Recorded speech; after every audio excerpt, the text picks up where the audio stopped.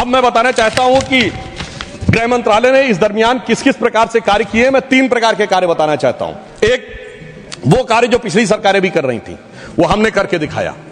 दूसरा, वो कार्य जो पिछली सरकारें कर ही नहीं सकती थी, सोच नहीं पाई, वो करके दिखाया। और तीसरे वो कार्य हैं जिसपे पिछली सरकारों ने एड़ी चोटी का जोर लगा दिया कि नहीं हो सकते, वो भी करके दिखाया। पहली श्रेणी में वो कार्य हैं, यानी मैं मानता हूं दूसरी सरकारों ने भी प्रयास किया होगा कि आतंकवाद की घटनाएं कम हो और अपराध की घटनाएं कम हो। तो मैं बताना चाहता हूं, आतंकवाद की जो कुल घटनाएं जून 2004 से 14 के बीच में 7214 थी, जो 14 से 2024 के बीच में 2240 है, 69% की कमी आई है। कुल मृत्यु जो नागरिकों की और सिक्योरिटी फोर्सेस की होती थी, उसमें 68% की कमी आई है। नागरिकों की जो मृत्यु होती थी, उसमें 81% की कमी आई है। सिक्योरिटी कोर्सेस में जो फोर्सेस की जो मृत्यु होती थी, उसमें 46% की कमी आई है। और मैं एक महत्वपूर्ण बात बताना चाहता हूं, स्टोन पेल्टिंग के इंसिडेंसेस 2010 में 2654 थे, अब 0 हैं। ऑर्गेनाइज हड़ताल 0 है, स्टोन पेल्टिंग 0 है, स्टोन पेल्टिंग में जख्मी होने वाले 0 हैं। सभापति महोदय, पत्थर पड़ने के दौर खत्म हो गया, मगर अगर किसी की अकल पे पत्थर पड़ा हो तो उसे बदला हुआ नजारा नहीं दिखाई पड़ता। इसलिए मैं कहना चाहता हूं, चश्मा उतारो, फिर देखो यारो, दुनिया नई है, चेहरा पुराना। महिला सुरक्षा के लिए एक अलग प्रभार बनाया गया। 2018 में इंटीग्रेटेड हेल्पलाइन बनाई गई और 181 हेल्पलाइन को राज्यों और केंद्र शासित प्रदेशों के साथ जोड़ा गया। फोरेंसिक को मजबूत करने के लिए प्रदेश में डीएनए विश्लेषण और साइबर फोरेंसिक की लैब्स भी बनाई गई। मॉडर्नाइजेशन करने के लिए 80 करोड़ की एक अलग मंजूरी दी गई। फोरेंसिक इकोसिस्टम को बेहतर बनाने के लिए 7 नई फोरेंसिक प्रयोगशालाएं बनाने की बात हुई, और जिसमें यूपी, बिहार, उड़ीसा, राजस्थान, छत्तीसगढ़, तमिलनाडु और केरल में, और इसके अतिरिक्त पुणे, गुवाहाटी, भोपाल और कोलकाता की लैब्स को और इंप्रूव करने का कार्य किया गया। ये वो कार्य है जो पिछली सरकारों ने सोचा नहीं था वो कर पाए। मैं उदाहरण देना चाहता हूं। एक है सीएए का उदाहरण अभी हमारे साथी ने दिया।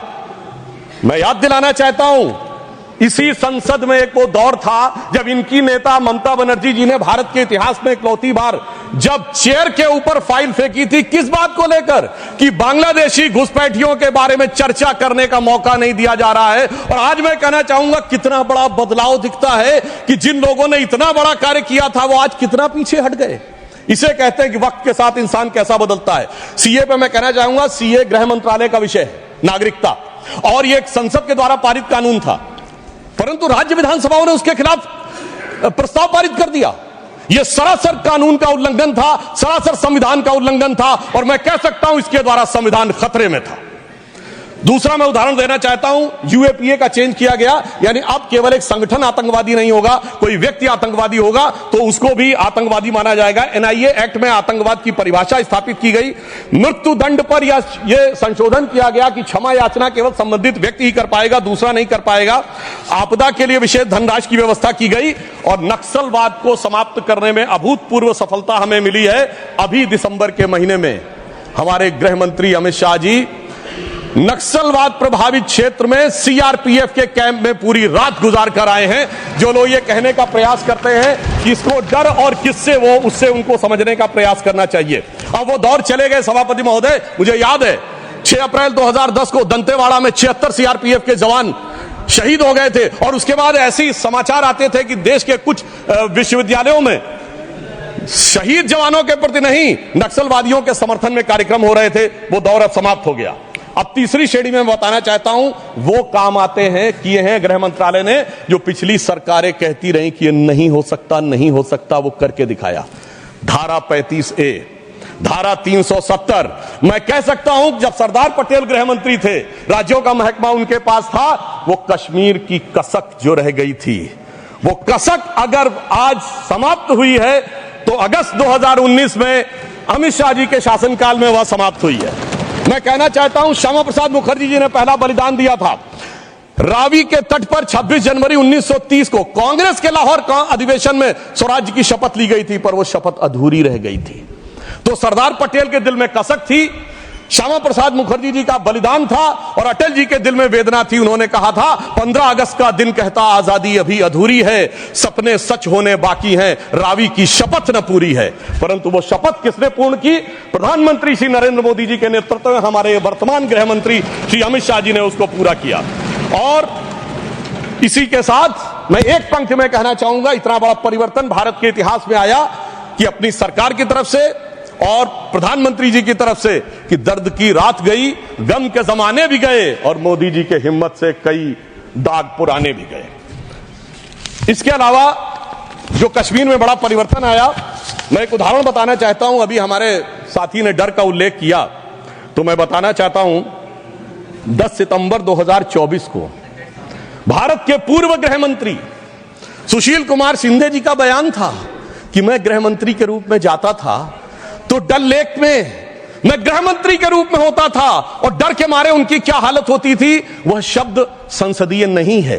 तो मैं अपनी स्वरचित पंक्ति में कहना चाहूंगा, हमारे साथी सब समझ जाएंगे कि लहूलुहान थी घाटी और झेलम डरी हुई थी, खामोशियां रातों की दिन में भरी हुई थी और दहशत का था वो आलम कि डल लेक घूमने में गृह मंत्री के पग के नीचे धरती फटी हुई थी।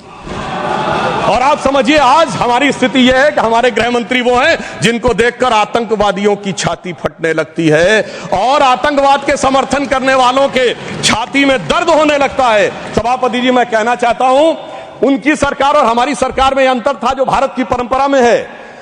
उन्होंने बहुत दिन नाग पंचमी की, नागों को दूध पिलाया, हमने जन्मेजय का नाग यज्ञ करके दिखाया जिसमें सारे नाग आकर समाहित हो गए। तो मैं एक पंक्ति में कहना चाहूंगा, कश्मीर घाटी को लहूलुहान करने वालों सुनो, एक भी शहीद हुआ जवान नहीं भूले हैं और दूध भी पिलाते हैं परंपरा हमारी मित्र, किंतु नाग यज्ञ का विधान नहीं भूले। और मैं ये कहना चाहता हूं, दूसरा उदाहरण, एक सिर्फ दूसरा उदाहरण, हमारे कांग्रेस के युवा नेता जिन्होंने तथाकथित भारत यात्रा निकाली, उसी कश्मीर कहते हैं कि हालात नहीं बदले। इस पूरे देश ने वो दृश्य देखा जब भैया और बहन दोनों सुरक्षित वातावरण में मधुर मनोभावों के साथ बर्फ के गोले के साथ खेलते नजर आ रहे थे। और ये वही कश्मीर था जहां उनके गृह मंत्री के पैर के नीचे धरती फटी जा रही थी। इतना बड़ा बदलाव भी दिखाई नहीं पड़ता। मैं पूछना चाहता हूं मेरे भाई कि अगर आप ये कहना चाहते हैं वही कश्मीर था जहां ऐसा इसके झंडे दिखाई पड़ते थे, जहां पाकिस्तान जिंदाबाद के नारे दिखाई पड़ते थे, वहां पर अगर आरजी और पीजी दोनों एक साथ सुरक्षित थे, एसजी भी खुश रही होंगी, मुझे लगता है जीजा जी को भी खुशी का एहसास होना चाहिए।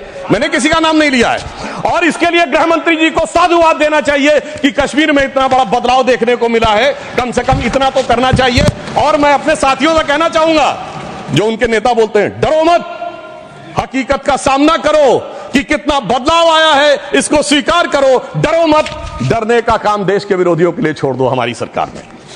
इसके अलावा हमारी सरकार के समय में इंडियन पैनल कोड को भारतीय न्याय संहिता के रूप में जो बदलाव किया गया वो एक महत्वपूर्ण बात है। परंतु मैं सभापति महोदय यह भी बताना चाहूंगा कि जब भी किसी चीज की तुलना हो तो तुलनात्मक होनी चाहिए।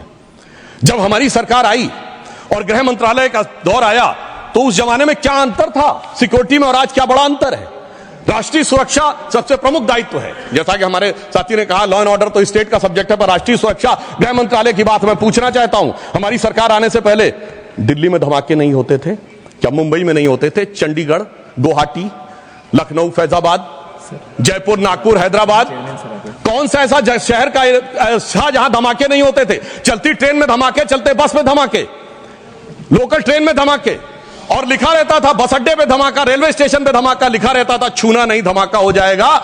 मगर इसके बावजूद आज वो केवल दक्षिण कश्मीर के 4 जिलों तक सीमित हो गया है। इसके बावजूद इतना बदला हुआ नजारा नजर नहीं आता है। यह दर्शाता है कि कितना पूर्वाग्रह की दृष्टि है।